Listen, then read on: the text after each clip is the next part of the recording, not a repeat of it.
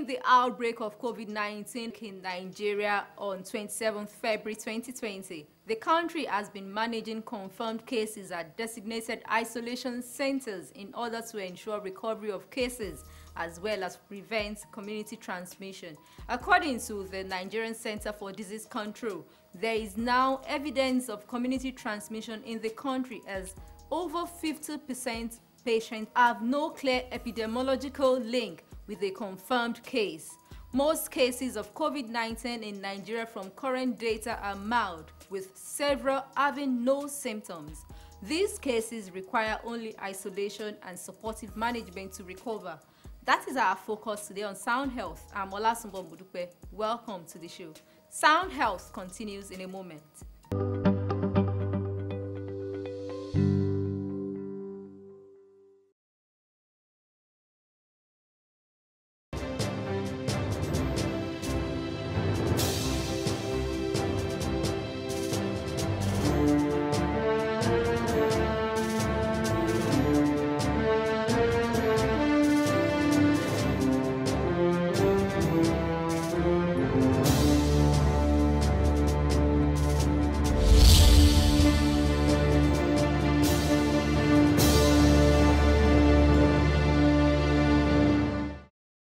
The Lagos State government has confirmed positive COVID-19 cases in a secondary boarding school on the mainland. The Honorable Commissioner for Health, Professor Ajoke Adewole, disclosed that a member of the school staff was confirmed positive for COVID-19 on the 2nd of November, and contact tracing revealed that a student and 4 contacts of the affected staff are also positive for COVID-19. Dr. Adewole emphasized that the school authorities, supported by the Lagos State Ministry of Health, Nigeria Center for Disease Control, and the Ministry of Education, are following the COVID-19 guidelines as set out by the government, noting that students who test positive are to be isolated in the school premises and, if unwell, will be admitted in one of the accredited isolation centers in Lagos. He discouraged infected persons who are predominantly asymptomatic, while some have mild symptoms, from going home to avoid infecting members of their families, stressing that the State Ministry of Health and the NCDC are working closely with the Ministry of Education through a joint approach to manage the outbreak in the school. The Commissioner disclosed that the members of the Emergency Operations Center Lagos, NCDC, and counterparts in the Ministry of Education have been deployed to the school to provide strategic interventions and support, including psychosocial support, infection prevention control, medical monitoring, and risk communication experts to further enlighten affected people. The Commissioner enjoined residents to observe and practice the highest standard of personal and environmental hygiene. Using face masks in public places, hand washing, hand hygiene practice, and maintaining physical distancing will help prevent the spread of the infection. More than 68,000 cases of COVID-19 and above 1,100 deaths have been confirmed in Nigeria. Globally, there have been over 50 million confirmed cases of COVID-19, including more than 1 million deaths, reported to the World Health Organization.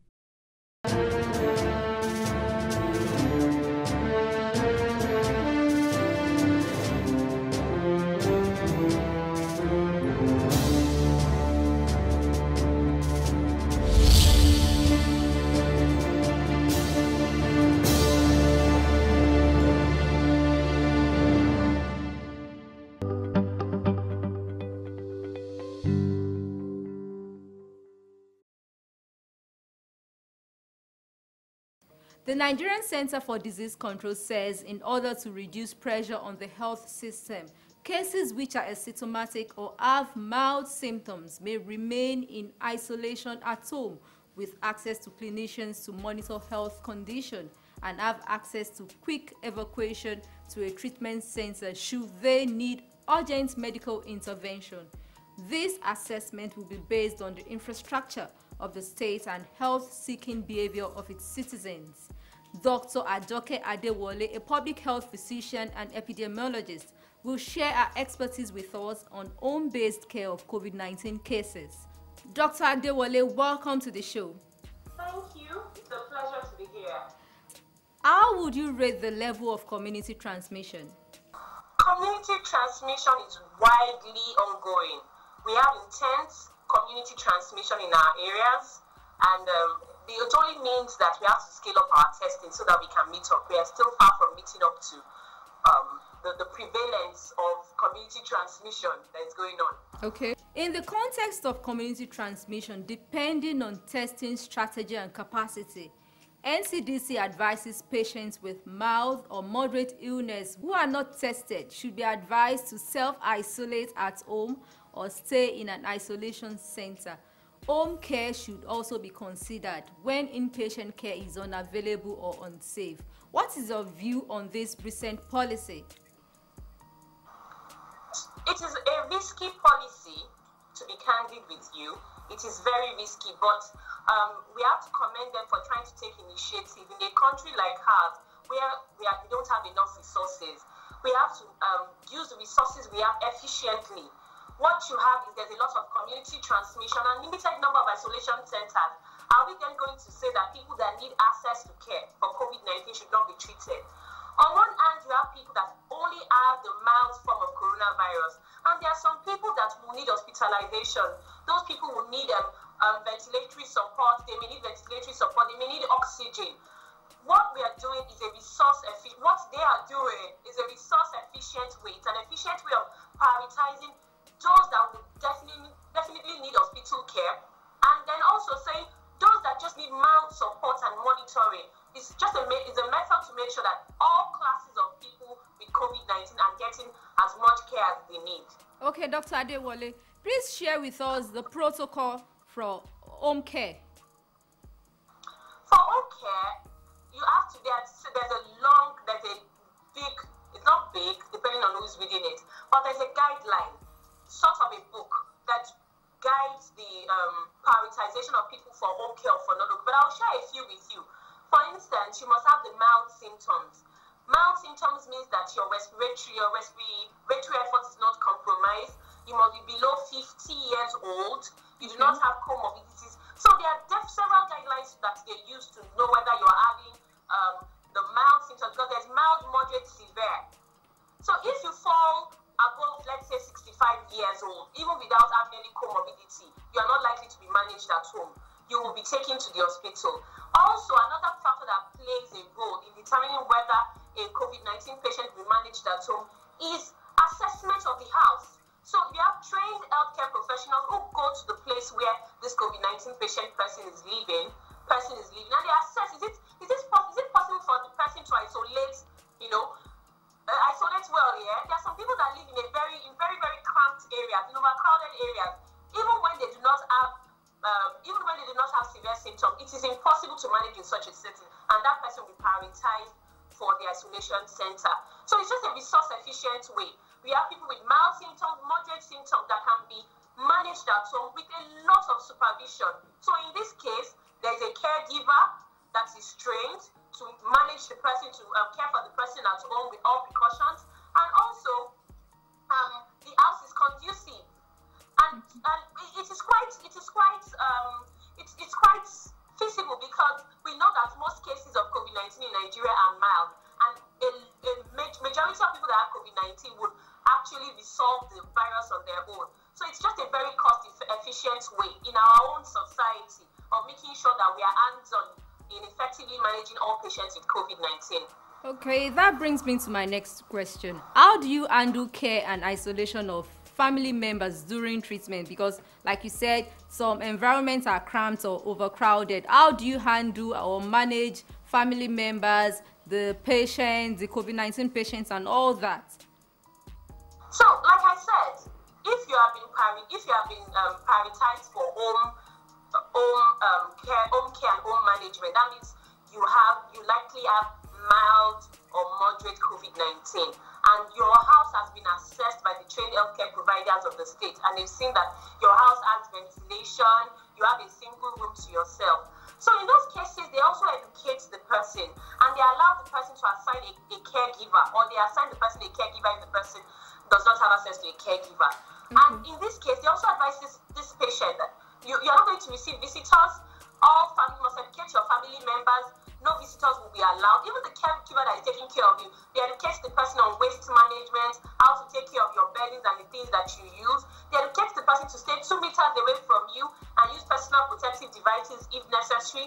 They educate the person on how to wash or take care of your clothes. You can't just wash clothes or anyhow or shake the beddings of a COVID-19 patient anyhow. So they do a lot of education. It looks like, oh, they are leaving people at home, but it's not so.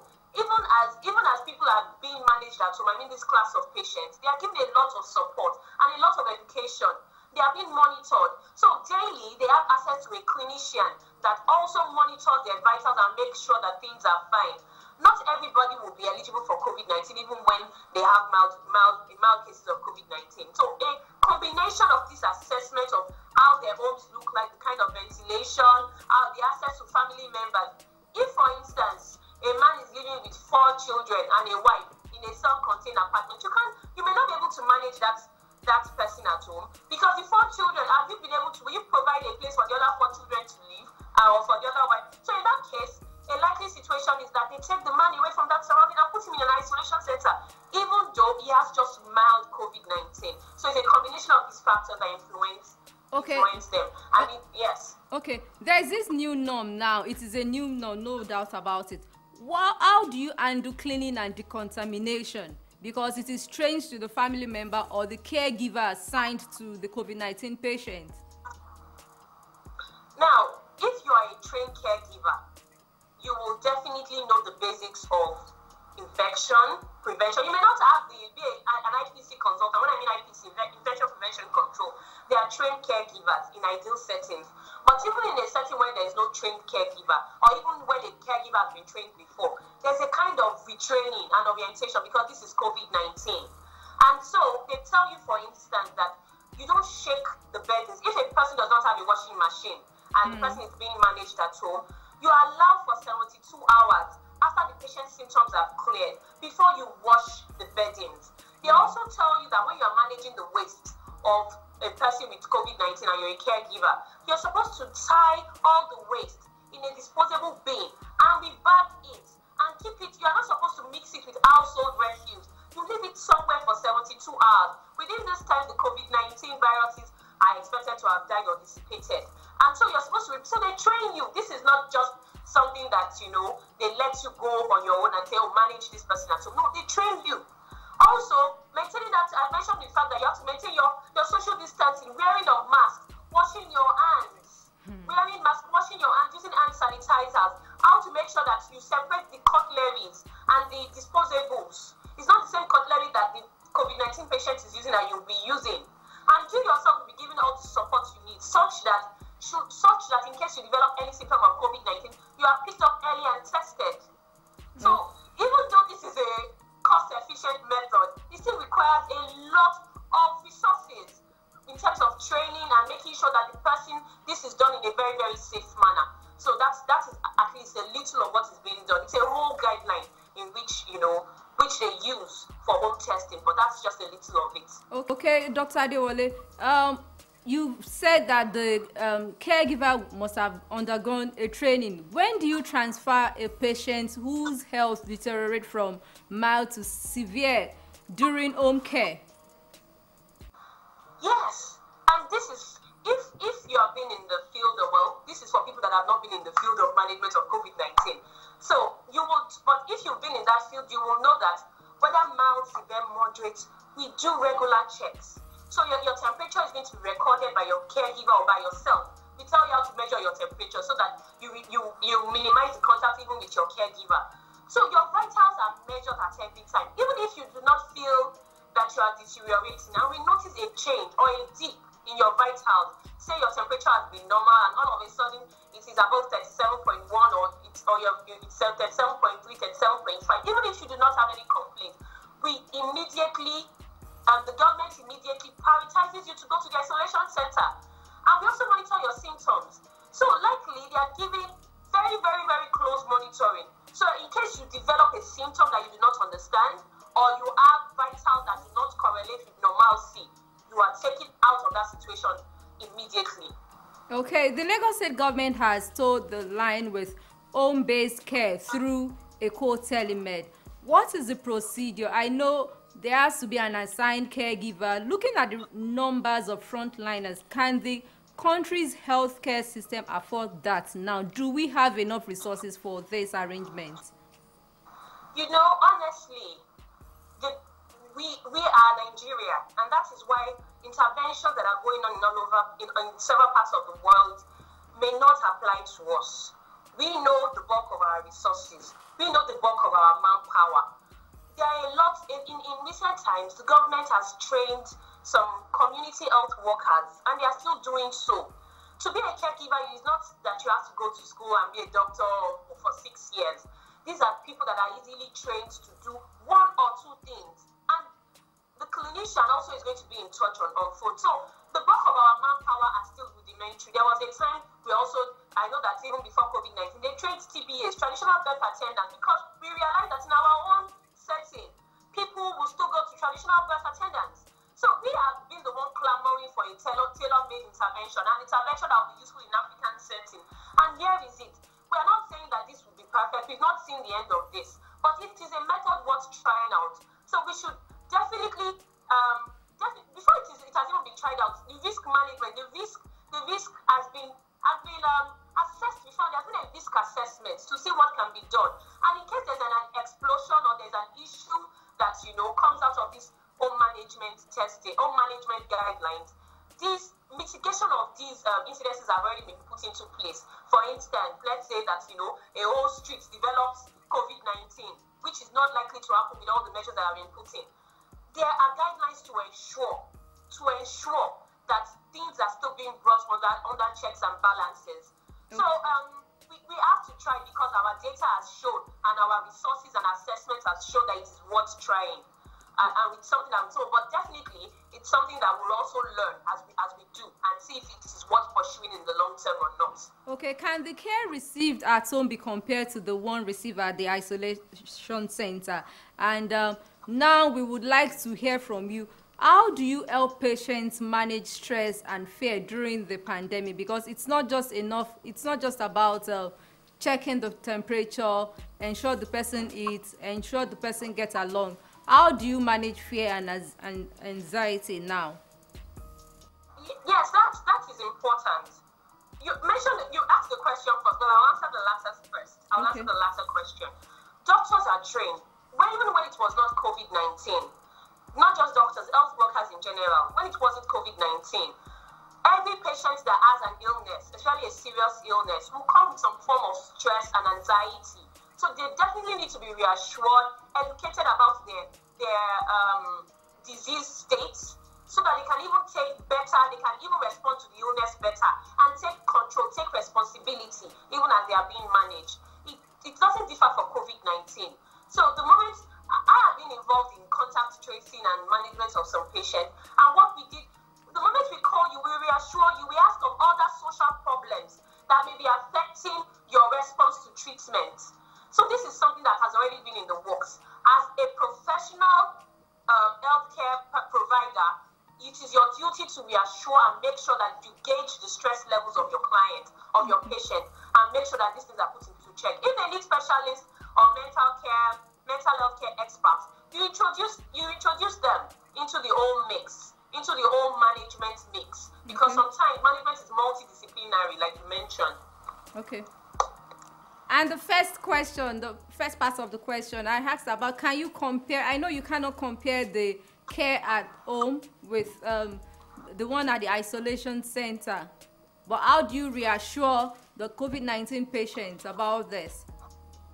Yes, definitely a patient will feel more assured in an isolation center that in case something goes wrong, help is nearby. And that is the same thing we try to replicate and make sure that not only do we reassure, we make sure that these things are indeed available.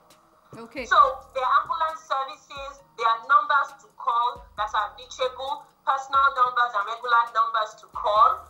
There's I am not in the system of this home management as such, but I am aware of the principles and guidelines upon which it was set. And I have also received training. I have reviewed the guidelines on my own. So there's checks and balances to make sure that in case you are not comfortable, sometimes it's not even about the symptoms. It's about the way the client feels he's being managed. He's not happy that, he's being managed at home. And we prioritize, those patients we prioritize for testing. So it's about making sure that indeed the ambulances are available, logistics are set, oxygen is available upon arrival in case of deterioration of respiratory function. So all these things will be made available, and also communication. Communication will not be lost, should not be lost in this process. We have been talking to Dr. Ajoke Adewole, a public health physician and epidemiologist, on home-based care of COVID-19 cases via Skype. We will bring you the concluding part next week. Sound Health continues with trending health reports. Please stay tuned.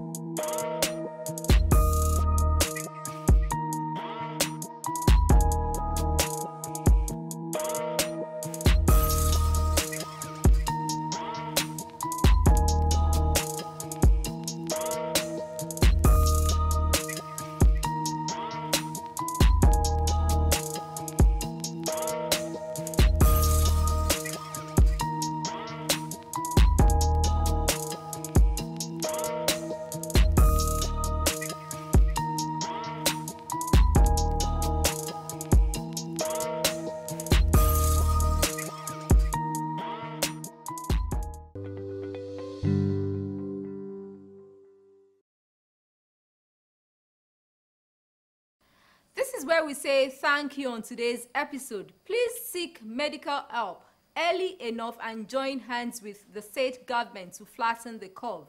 Do not increase the statistics by adhering to all precautionary measures against COVID-19. For comments and enquiries, please send SMS to 0035826603 or follow us on social media at LTV Social, #Soundhealth. A sound health is a sound mind. Make healthy living your choice.